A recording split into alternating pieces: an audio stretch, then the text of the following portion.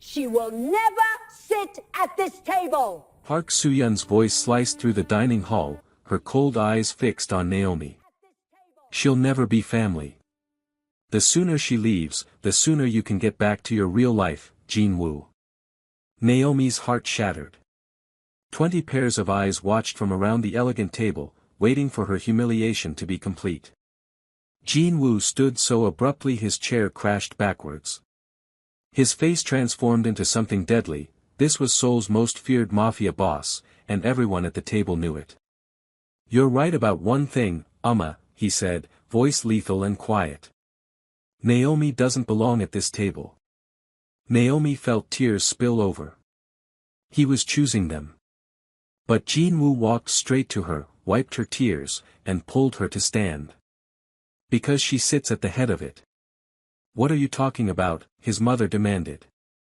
Jin-woo pulled out his phone. "Bring them in." 3 men in suits entered carrying boxes of documents. Jin-woo grabbed a thick folder and slammed it on the table. Glasses rattled. Silence fell. "This mansion you're sitting in right now, judging my wife?" His voice cut like a blade. "She owns it. Every stone. Every chandelier. Everything." Chaos erupted. Hey beautiful souls. Welcome back to the channel, and happy holidays to everyone watching. Today's story is an emotional roller coaster, love that defies everything, a mafia boss who protects his woman at all costs, family drama that will have your jaw on the floor, revenge, betrayal, and yes, those steamy intimate moments you live for. Click that subscribe button and turn on notifications as new stories drop daily. Now, let me take you back to where this all began. 2 years ago, Naomi was a corporate lawyer in New York, running on coffee and 3 hours of sleep. At midnight, she stumbled into a small Korean restaurant near her office. That's where she met him. Jin-woo sat in the corner, eating ramen alone, trying to escape his security team for 5 minutes of peace. When Naomi walked in, exhausted but beautiful, he couldn't stop staring. "Can I buy you dinner?" he finally asked. "No," she said, thinking he was just another guy trying to pick her up. But the restaurant owner, a sweet elderly woman, had other ideas. She literally pushed Jin-woo into Naomi's booth. "You both sad. Eat together. Talk. Be less sad." So they talked. 4 hours. About life, dreams, fears, disappointments. He didn't tell her who he really was, not about the mafia connections, the empire, the danger. He was just Jean. And she was just Naomi. They talked until the restaurant closed, then walked Manhattan until sunrise. "I thought I'd never see you again," Jin-woo admitted months later. "But I went back to that restaurant every night for 3 days, hoping. And I walked in on day 3, Naomi said. And there you were." They dated for a year before he told her the truth about who he really was. By then, she was already so deeply in love that the title, the money, the power, none of it mattered. "I was terrified you'd leave," Jin-woo confessed. But she didn't. Because she'd fallen for the man who brought her soup when she was sick, who learned to cook her favorite breakfast, who held her when she cried about losing her father. That man. Not the empire. 6 months ago, they got married in a quiet ceremony in New York. Just them and 2 witnesses. And that's when Jin-woo did something that would change everything. He transferred his entire inheritance, the estate, the properties, everything his grandfather left him, into Naomi's name. Not as a romantic gesture, but as proof. Proof that she wasn't with him for money. Proof that he trusted her completely. "If you have your own wealth," he told her, "then everyone will know you chose me for love." Naomi had protested, but Jin-woo was firm. His grandfather's will had actually required it, a test to see if Jin-woo would find someone worthy of sharing the family legacy with. And he had. But his family didn't know. Not yet. Not until tonight. "I'm nervous," Naomi admitted as they drove to the estate for the dinner party. She smoothed down her elegant black dress, watching Seoul's city lights give way to the exclusive hills where Korea's elite lived. Jin Woo's hand never left hers. You don't bow to anyone tonight. You walk in there with your head high. Like the queen I am, she teased, though her heart hammered. Exactly like the queen you are. The mansion loomed ahead, a sprawling traditional Hanok estate modernized with every luxury. As they stepped out of the black Maybach, Naomi felt the stares immediately. Appa! A high-pitched voice called out. Min-ji, Jin Woo's cousin, rushed over in a red dress, completely ignoring Naomi. She linked her arm through Jin Woo's, forcing herself between them. Min-ji, that's inappropriate. Jin Woo stepped away, pulling Naomi back to his side. Min-ji's smile didn't reach her eyes. And you brought her. I brought my wife, Jin Woo corrected, his voice dropping dangerously. Show respect. Of course. Welcome, Naomi. Min-ji looked her up and down with obvious disdain. We're all very surprised by his choice. Wife, Naomi corrected firmly. Not choice. Wife. Right. How could I forget? Come, everyone's waiting. The dining hall was spectacular. Crystal chandeliers, a table for 30, china worth more than most cars. Jin Woo's family and associates were already seated. At the head sat his mother, Park Soo-yeon, elegant, sharp-eyed, and cold as ice. Next to her, his older brother Jin Ho and various cousins, uncles, and business partners. Jin Woo, his mother said, standing. You finally decided to honor us. He bowed respectfully. Amma. Thank you for the invitation. He gestured to Naomi. You remember Naomi, my wife. The temperature dropped 10 degrees. Yes. How could we forget? Naomi bowed politely despite the ice in the woman's tone. Mrs. Park, thank you for having us. Everyone, please be seated. Jin Woo, you'll sit here, to my right. Jin Woo pulled out the chair next to him for Naomi. Oh, I don't think there's room there, Min-ji interjected, sliding into the seat. Naomi can sit at the other end. Min-ji, move, Jin Woo said flatly. Jin Woo, his mother interrupted. Don't be rude to Min-ji. She's family. Your wife can sit elsewhere. The tension was suffocating. Naomi touched Jin Woo's arm. It's fine. I can sit. No. It's not fine. He turned to his mother. Naomi is my wife. She sits beside me. Always. Jin Woo, don't make a scene, Jin Ho said tiredly. Just sit down. For a moment, Jin Woo looked ready to explode. But Naomi squeezed his hand. Really, it's okay. Let's just have a peaceful dinner. His jaw clenched, but he nodded. Naomi walked to the far end of the table, her heels clicking on marble. Every eye followed her. Every whisper cut. She sat between an uncle who turned his back and a younger cousin who stared at her like she was an exhibit. So, the cousin said loudly, is it true what they say about black women? That you're all really aggressive? Naomi's eyes widened. Excuse me. Ji-sung, Jin Woo's voice cracked like a whip. Apologize. Now.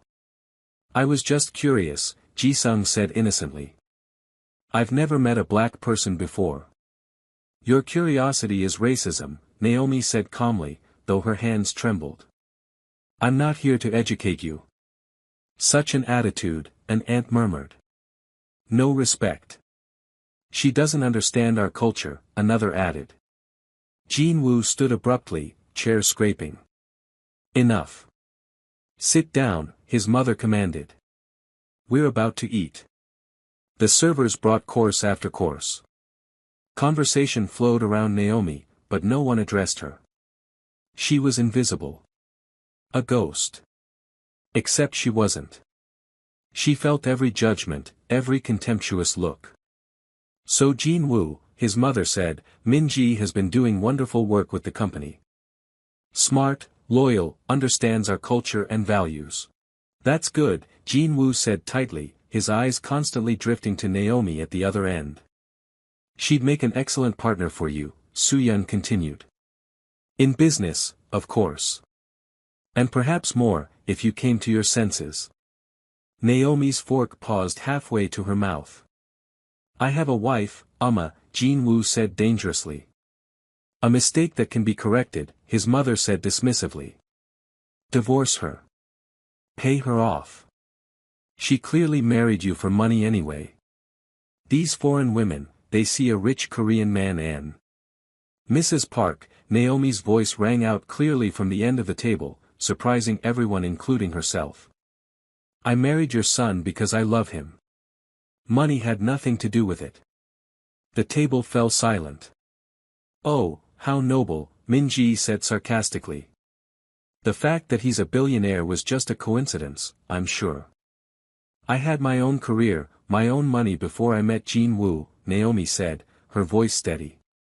I was a successful corporate lawyer in New York. I gave up my partnership to move here for him. Because I loved him. Because I believed in what we could build together. A lawyer, one of the uncles scoffed. In America? That means nothing here. You gave up so much, Min-ji said mockingly. How sacrificial. And what exactly do you do now? Besides spend Jin-woo's money? Min-ji, Jin-woo warned. No, it's a fair question, Min-ji continued. What does she contribute, Appa? To the family? To the business? She doesn't understand our language.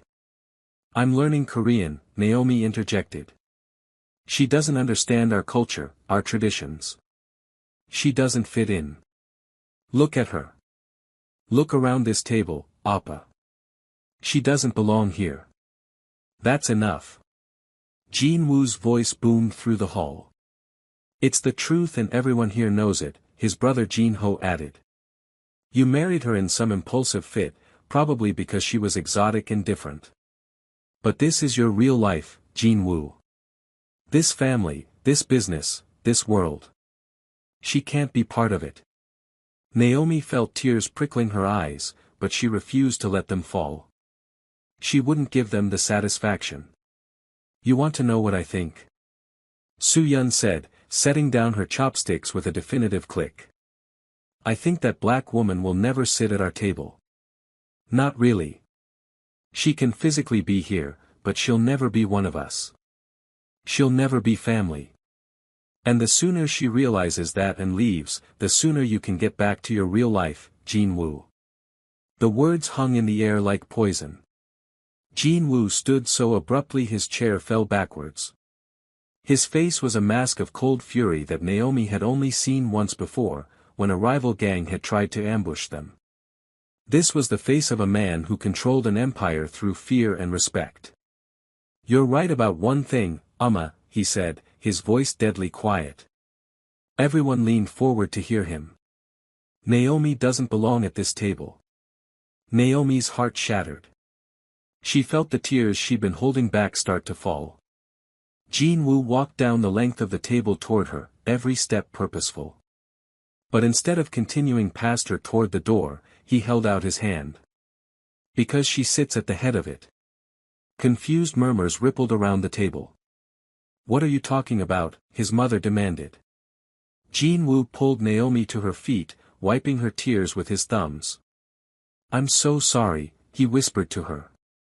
This ends now. He turned back to the table. Since you all seem confused about where my wife stands in this family, in this estate, let me clarify something. He pulled out his phone and made a call. Bring them in. Within moments, 3 men in suits entered the dining hall carrying boxes of documents. Jin-woo's personal lawyer, Mr. Kim, was among them. Mr. Kim, Jin-woo said. Please explain to my family the ownership structure of this estate. The lawyer cleared his throat, looking uncomfortable. As of 6 months ago, the Park estate, including this mansion and all surrounding properties, was transferred into the sole ownership of Mrs. Naomi Park. The reaction was explosive. "What?" his mother shrieked. "That's impossible!" Jin-ho shouted. "Appa, what did you do?" Min-ji gasped. Jin-woo pulled out a folder from one of the boxes and slammed it on the table. "These are the property deeds. This mansion, the one you're all sitting in right now, judging my wife, telling her she doesn't belong. She owns it. Every stone, every chandelier, every piece of art on these walls. It's all hers." "Jin-woo, you can't be serious," his mother said, her face pale. "I'm completely serious," he said. "6 months ago, when Naomi and I got married, I transferred everything grandfather left me into her name. This estate, the vineyard in Jeju, the apartment building in Gangnam, the beach house in Busan. All of it. Because unlike you all, I trust her. I love her. And I wanted her to know that she's not with me for money. She has her own." He turned to Naomi, his expression softening. "You own more property than anyone at this table, baby. You're not dependent on me. You never will be. You're with me because you choose to be, and that means everything." Naomi was crying fully now, but they were different tears. Jin-woo pulled her into his arms, holding her tight. "So when you say," he continued, turning back to his shocked family, "that black woman will never sit at our table? You're absolutely right. Because it's not your table. It's hers. This is her house. Her table. Her chandelier. And you know what that makes all of you?" The silence was deafening. "Her guests," he finished. "Unwelcome ones, at that." "You've lost your mind," his brother said, standing. "You gave away grandfather's legacy to some woman you barely know for what? Good sex." Jin-woo moved so fast that his brother didn't see it coming. One moment they were feet apart, the next Jin-woo had him by the collar, lifting him slightly off the ground. The dangerous mafia boss was fully present now. "That's my wife you're talking about," Jin-woo said, his voice lethal. "The woman I love. The woman I wake up next to every morning and thank God for. You will respect her, or you will leave. Permanently." "Jin-woo," his mother pleaded. "Put him down. He's your brother." "He's disrespecting my wife in her own home," Jin-woo said. "That makes him unwelcome." He released Jin-ho, who stumbled back. "All of you," Jin-woo said, addressing the entire room. "You've shown your true colors tonight. You've shown that your acceptance was always conditional. That your family love had limits. Well, mine doesn't. Naomi is my family. My priority. My everything. And if you can't accept that, there's the door."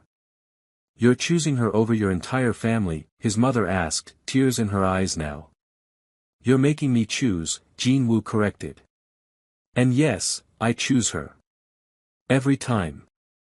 Every day. Without hesitation. You guys, can I just pause here for a second? The emotion in this scene. The way Jin-woo stood up for his wife.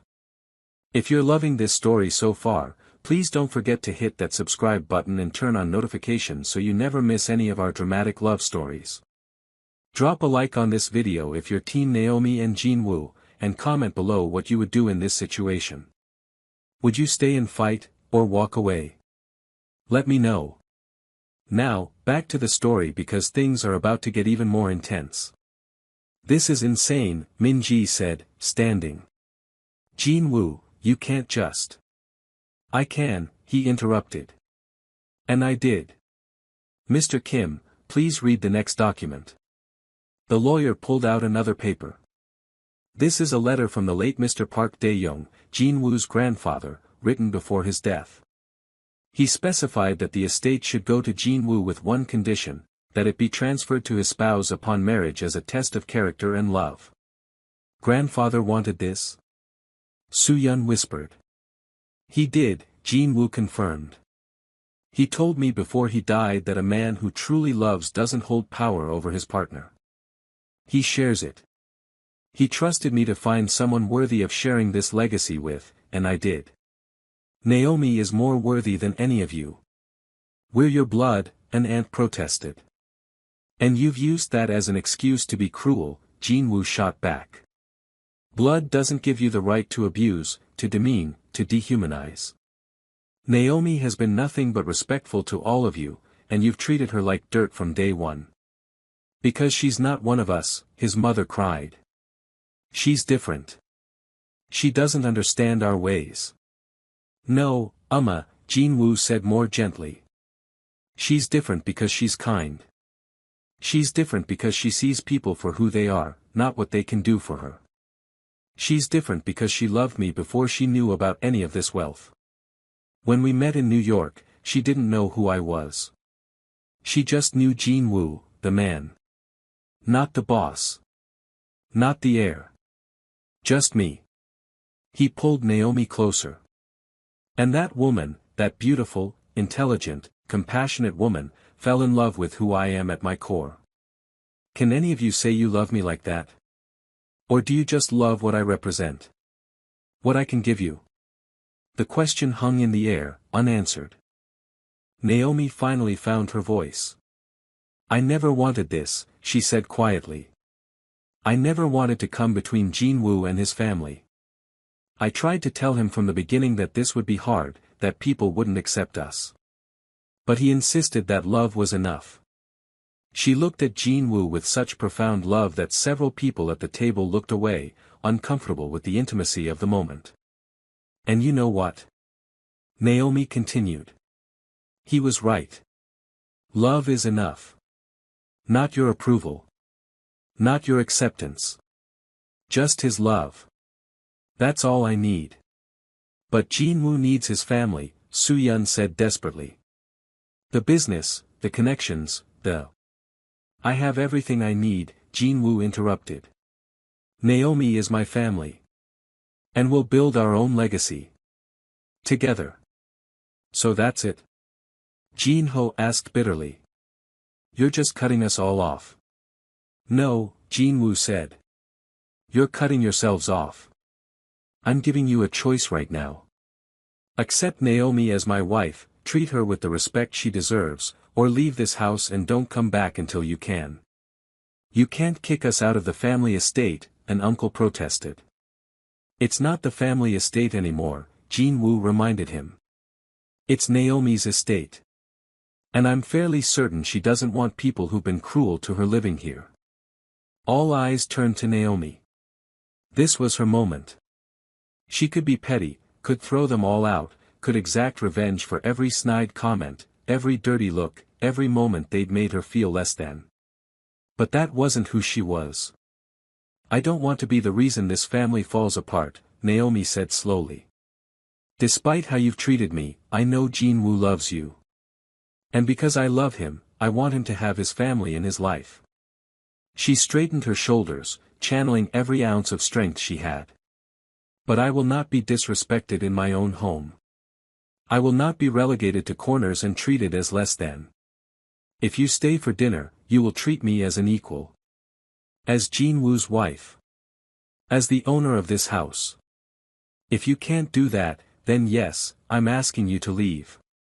The audacity, Minji muttered. The audacity? Naomi repeated, something sharp entering her tone. You want to talk about audacity? You've spent the last hour insulting me, questioning my motives, my character, my worth. You've made racist comments about my skin color and my culture. You've tried to push another woman on my husband right in front of me. And I'm the audacious one for asking for basic respect. Minji, Jinwoo said coldly, you should probably leave. Now. Fine. Minji grabbed her purse. I don't want to stay in this house anyway. Not when it's been tainted by. Finish that sentence, Jinwoo warned, taking a step toward her, and I will make sure you never work in this country again. Your family's business depends on my goodwill. Test me. Minji's face went red, but she wisely kept her mouth shut. She stormed out, her heels clicking angrily on the marble. One by one, several other family members stood and left, their disapproval clear. But some stayed.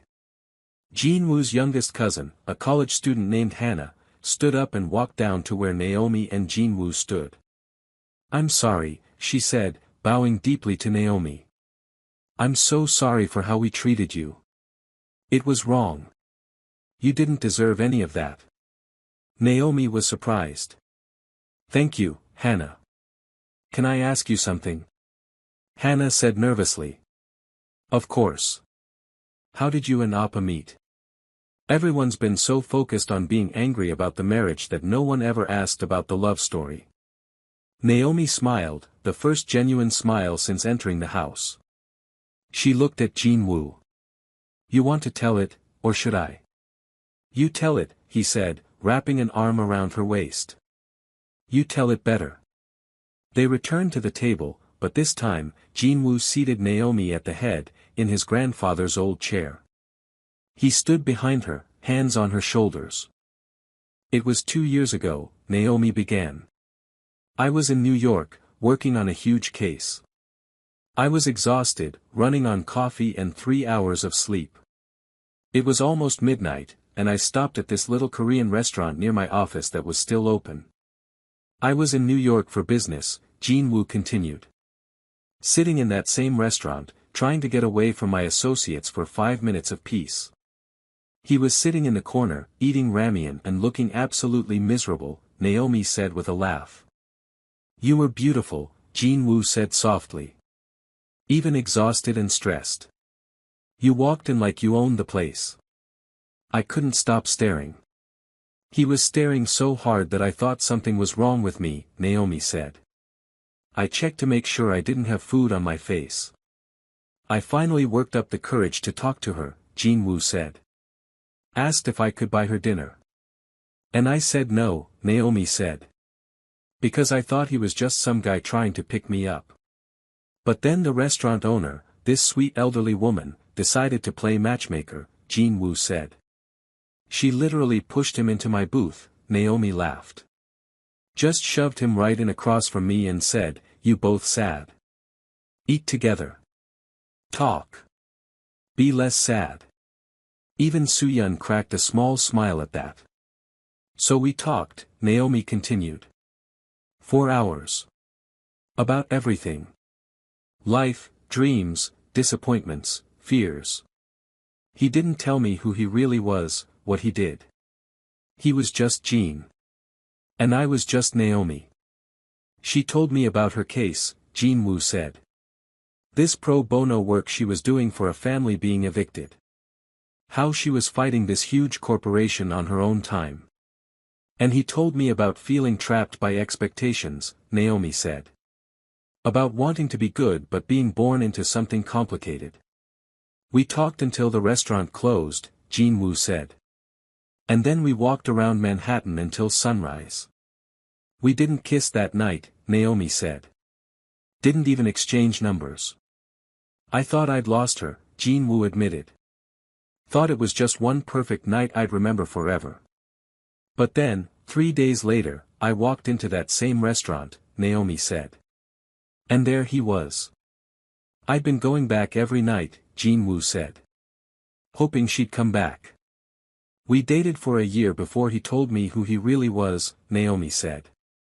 "And by then, I was already so in love with the man that the title, the money, the power, none of it mattered. I was terrified she'd leave when she found out," Jin-woo admitted. "But she didn't. I didn't care about the mafia connections or the danger," Naomi said. "I cared about the man who brought me soup when I was sick. Who learned to make my favorite American breakfast even though he'd never cooked before. Who held me when I cried about losing my dad and didn't try to fix it, just let me grieve."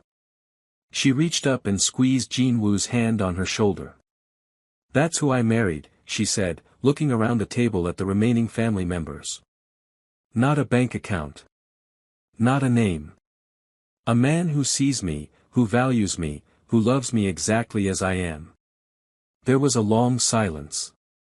Finally, Soo-yeon spoke. I lost my husband 10 years ago, she said quietly. Park Dae-young's son. Jin-woo's father. We had an arranged marriage. I grew to care for him, but it was never what you two have. She looked at Naomi directly for the first time all evening. I've been so focused on tradition, on bloodlines, on what I thought was protecting this family, that I forgot what my father-in-law always said. That love is the foundation of everything. Without it, all the money and power in the world means nothing. Jin-woo said softly. I'm not saying I'm suddenly comfortable with all of this, Soo-yeon continued. Change is hard for me.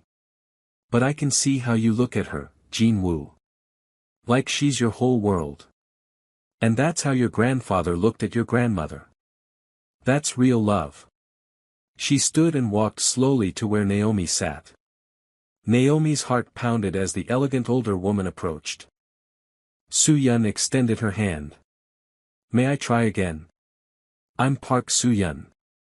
Your mother-in-law. And I would like very much to get to know my son's wife. Naomi took her hand, tears streaming down her face now. I'd like that too. Good, Soo-yeon said. Because my son is right. If this is your house now, then you shouldn't be sitting at the far end of the table. You should be here, at the head, where you belong. Jin-woo pulled out the chair next to Naomi for his mother, and slowly, the family members who had remained began to move closer, rearranging themselves around the head of the table. Not everyone came back. Some had left and wouldn't return for months, maybe years. Some might never come back. But the ones who stayed, who chose love over prejudice, began to ask Naomi questions. Real questions. About her life, her work, her interests. Hannah asked about being a lawyer in America. An aunt asked about her family. Jin-ho, who had stayed despite his earlier outburst, awkwardly apologized and asked how she was finding Seoul. The dinner that had started with such hatred slowly transformed into something warmer. Not perfect, not without awkward moments, but real. Hours later, after the last guest had left and the staff had cleaned up, Jin-woo and Naomi stood on the balcony overlooking the estate grounds. The Seoul city lights twinkled in the distance. I'm sorry you had to go through that, Jin-woo said, holding her from behind, his chin resting on her head. I'm not, Naomi said. It needed to happen. We couldn't keep avoiding your family forever. Still, some of the things they said were horrible, Naomi finished. But you stood up for me. You didn't let them make me feel small. And that's what matters. He turned her around to face him. When I transferred the properties to your name, it wasn't just about proving you weren't with me for money. No. No, he said. It was about showing you that I trust you completely. That I'm all in. That there's no part of my life that isn't also yours. Jin-woo, that estate is your family legacy. And now you're my family, he said simply. You're my legacy. Whatever we build together, whatever children we might have, that's what matters. Not buildings or land. Children. Naomi said, raising an eyebrow. We've never talked about. I know, he interrupted. And we don't have to decide anything now. But Naomi, when I think about the future, you're in every vision. Every dream. Every plan. He cupped her face in his hands. You're it for me. The only woman I'll ever love like this. And tonight, watching you handle my family with such grace and strength, I fell in love with you all over again. Even when I was crying, she teased. Especially then, he said. Because you let me see you vulnerable. You trust me with your pain. That's intimacy deeper than anything physical. Speaking of physical, Naomi said, a mischievous glint in her eye, we have this whole mansion to ourselves tonight.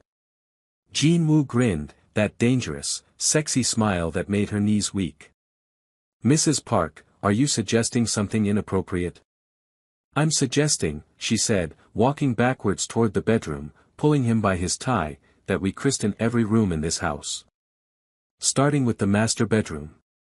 Best idea you've had all night, he growled, lifting her up.